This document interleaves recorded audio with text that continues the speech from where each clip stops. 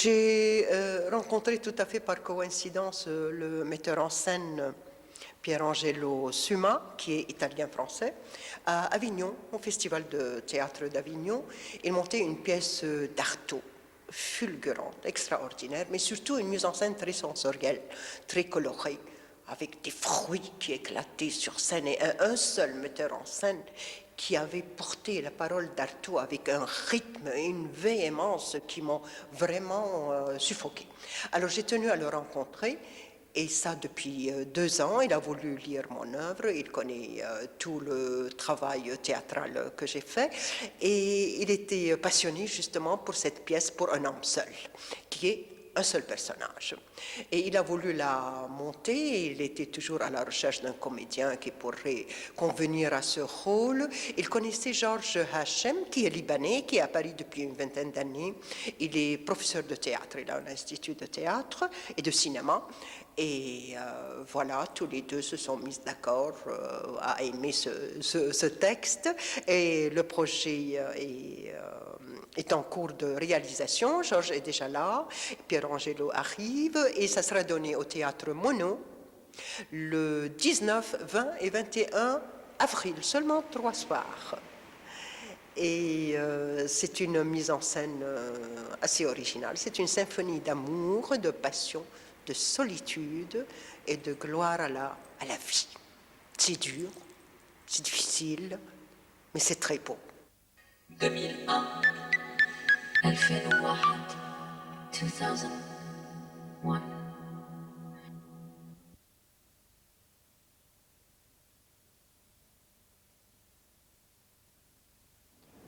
Il y a 2 semaines, Thérèse Basbous nous parlait de sa pièce « Pour un homme seul », qui s'est enfin jouée au Théâtre Monod les 19, 20 et 21 avril.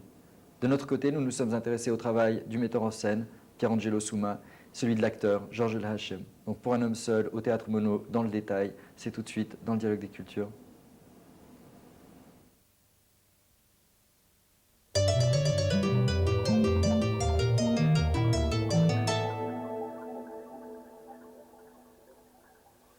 Donc on s'est rencontré avec Thérèse Basbous à Avignon à l'occasion d'une pièce que j'avais montée sur un test d'Artaud. Test que ce n'était pas un test prévu pour le théâtre, c'était un test écrit, une sorte de pamphlet. C'est le premier chapitre du théâtre son double qui s'appelle le théâtre La Peste, et où Artaud fait une comparaison, une sorte de fusion entre ce que le théâtre peut porter et ce que la peste peut porter. Ce test, je l'ai traité donc comme s'il s'agissait, alors que le comédien disait des mots, et exactement les mots d'Artaud et rien d'autre, en même temps agissait sur scène en créant des événements, que c'était des événements d'ordre symbolique, avec un choix dépouillé et en même temps plein des moments de trouble où l'imaginaire était très fort.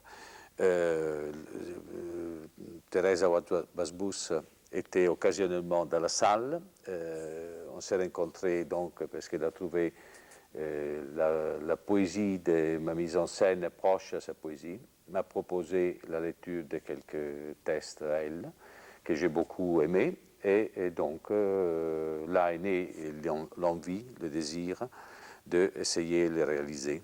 Le langage étant très proche et ce qui pousse étant aussi très, très proche à ce que j'éprouve. Disons qu'il y a eu une image tout de suite, à la première lecture, parce que c'est comme ça qui arrive, au moins que ça m'arrive à moi. Il y a une image, il y a une vision. En écoutant même les premiers mots de son écriture, j'ai vu quelque chose. J'ai vu un espace infini, un homme prisonnier d'un espace sans fin.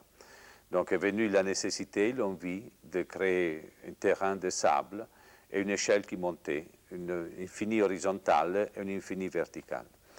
Ça, c'est les deux éléments qui sont venus, avec un premier geste, un premier acte, une présence sur scène, et une première chose. Ça, c'était donc la pierre posée. Et sur cette pierre, après, on a bâti, et j'ai dit, on a bâti, et pas moi tout seul, on a bâti le spectacle.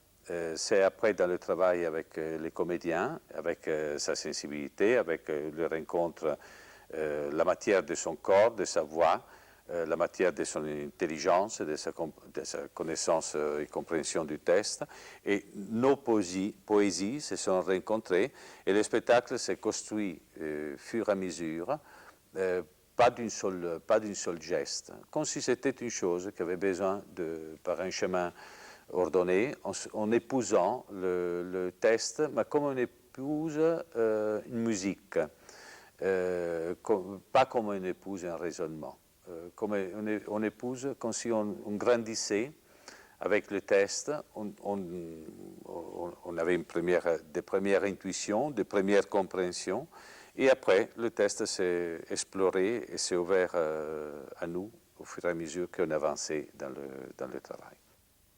J'ai senti que c'était nécessaire de regarder ce texte avec la poésie de l'autrice, de l'écouter avec sa poésie, et donc d'essayer d'interpréter librement sur scène cette poésie, en faisant une manière que, pour moi, la scène, c'est une chose unique, où tout se rencontre. L'image, les sons, le comédien, le rythme de la parole, le déplacement, tout fait partie du même concert. Ne s'agit pas, le choix c'était un choix pauvre, il ne s'agit pas de rajouter des éléments scéniques qui servent pour décorer.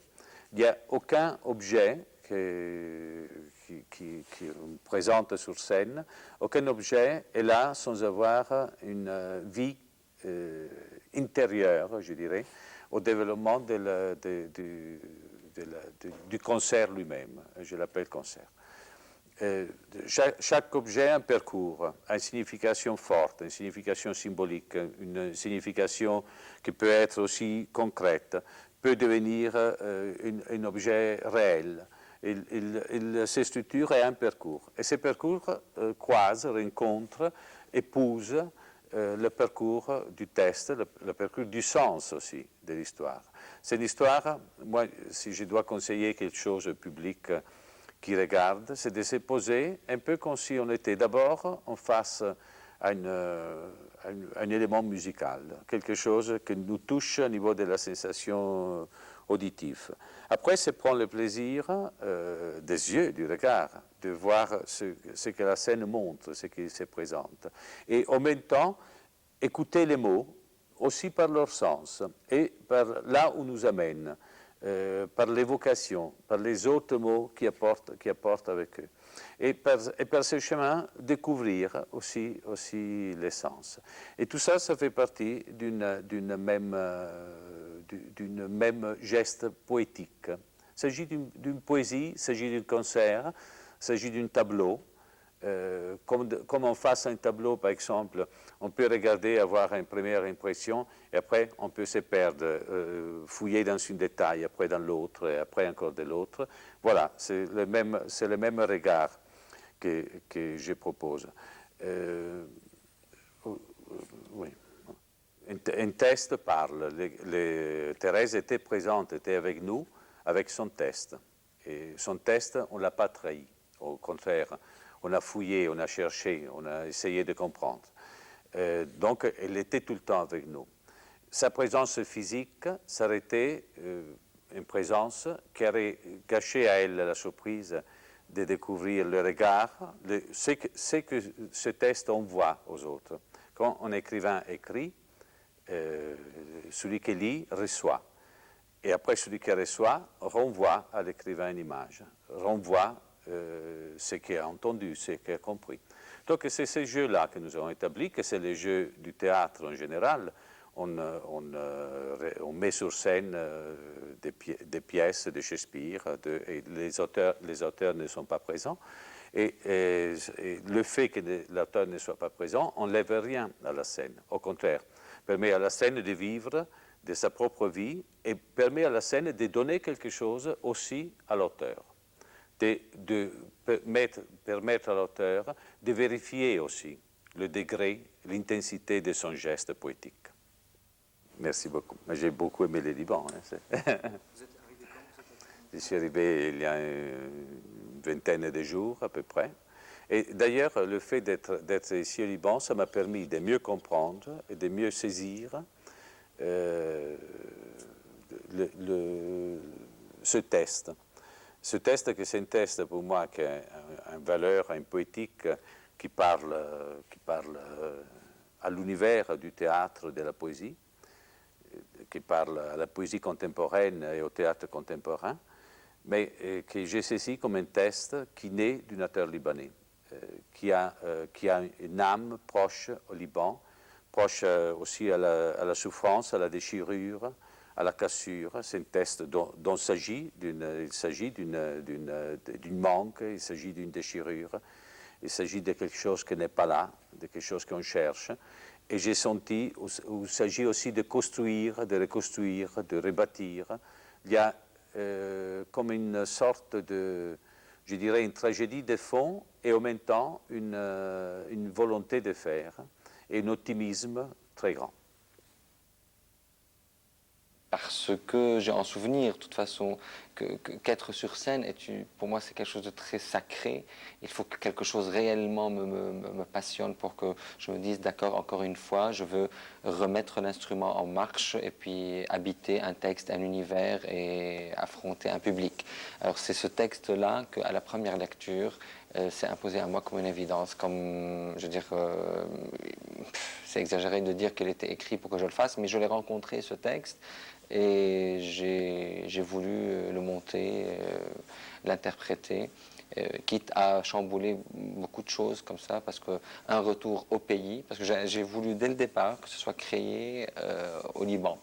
Parce que créer ce texte de Thérèse Awad Basbous, femme de lettres libanaise, qui a aujourd'hui derrière elle une œuvre dramatique en langue française considérable, 5 pièces éditées en France, courant les années 90, récemment alors, une femme de lettres libanaise qui a appartenu à cette génération de l'avant-guerre, alors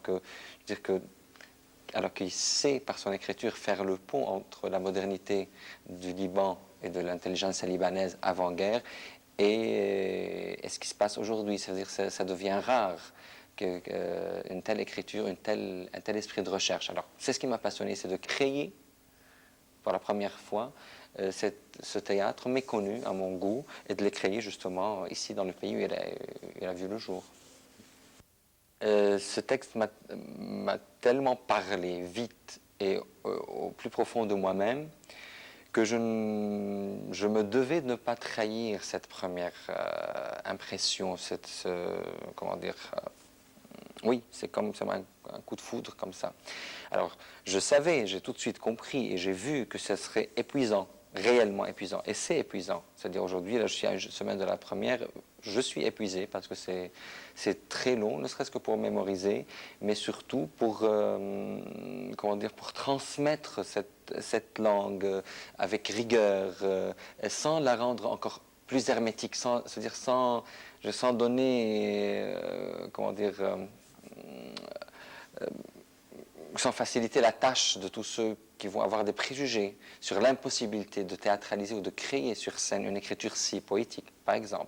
Alors, c'est devenu une mission et je me suis dit, bon, le corps va suivre, je ne sais pas, je verrai à la première, je crois qu'il va suivre, mais elle est tellement forte, cette première flamme, induite par la première lecture de ce texte, qu'elle tient encore, elle me dure jusque-là, elle me soutient. J'ai rarement rencontré et eu à diriger des comédiens sur des textes de ce genre. C'est-à-dire que le défi était exceptionnel pour moi aussi. Je ne pouvais pas puiser dans une expérience passée autour de textes du même registre. D'une part. D'autre part, la proposition, elle est venue de la part du metteur en scène qui lui-même était le premier à rencontrer Thérèse Awad Basbous et à me parler par la suite de ce texte. Connaissant Pierangelo Souma, ayant travaillé avec lui il y a 10 ans en Italie, je savais que lui qui porte un regard très sensible, très précis au niveau plastique et visuelle de la scène, et une écoute très sensorielle des choses, je pouvais, je veux dire, j'ai délégué complètement cette part, complètement à lui, parce que j'avais à puiser dans le travail d'intériorité, d'authenticité, d'appropriation du texte. J'avais beaucoup à faire. Et lui, il a tout de suite vu, il m'a fait confiance parce que, je veux dire, il ne s'agissait pas de m'expliquer un texte, de le raisonner par la tête, il s'agissait de voir, hein, je lui confiais les premiers jets de mon rapport avec cette matière qu'est ce texte, un rapport d'appropriation, d'incarnation, mais incarnation dans le vrai, le sens le plus strict du terme, et je faisais confiance à son diapason pour me dire que, et je croyais que j'avais pas d'autre choix, dès qu'il était conquis, dès qu'il sentait que c'est crédible, pour moi c'était gagné, voilà.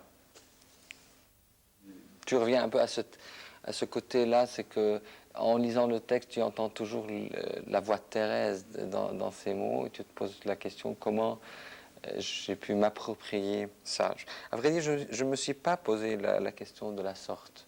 Je devais, en lisant le texte, je l'ai lu une fois, d'un coup, et tout de suite voir comme le déclic, le Big Bang, qui fait naître tous ces mots dans la tête de cet homme. Et il y a un instant premier, un premier instant, et c'est comme quelqu'un de qui nous avons arraché une parcelle essentielle de lui-même. Et cet acte-là, ce séisme-là, physiquement, physiologiquement, produit ces mots, comme si on a ouvert et découvert la pensée, et du coup qui s'égrènent en des mots qui ont leur logique. Et moi, je devais trouver leur logique. Alors, on a un homme, à un instant donné,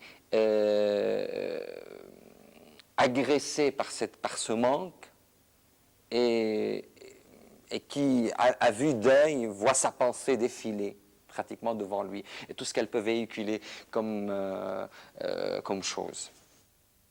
Il y a deux histoires. Il y a ce que, en écoutant cet homme, nous apprenons comme information peut-être, qu'on peut reconstituer rétroactivement, qu'on peut reconstituer sur son histoire, sur sa relation avec cette femme, sur leur passé commun. Il y a ça. C'est le moins important. C'est sûr qu'il y a un canevas qu'on peut reconstituer. Mais il y a le présent de la scène, le présent de la pièce, c'est un être qui est pris de court par un état de manque, et nous sommes en train de l'observer, en train de vivre ce manque. Ce manque-là, c'est comme... Moi, je le ressens comme ça, c'est comme après un trauma, et puis c'est comme une fusée qui est lancée et qui a une trajectoire déroutante, mais le déclic, il est unique, c'est la séparation, c'est l'absence. Et l'absence qui fait naître tout ce qui naît dans sa pensée, tout ce qui naît dans ses émotions, et du coup qui fait le spectacle que nous sommes en train de voir. Maintenant, en suivant les méandres de sa pensée, on peut reconstituer un passé, on peut reconstituer une histoire.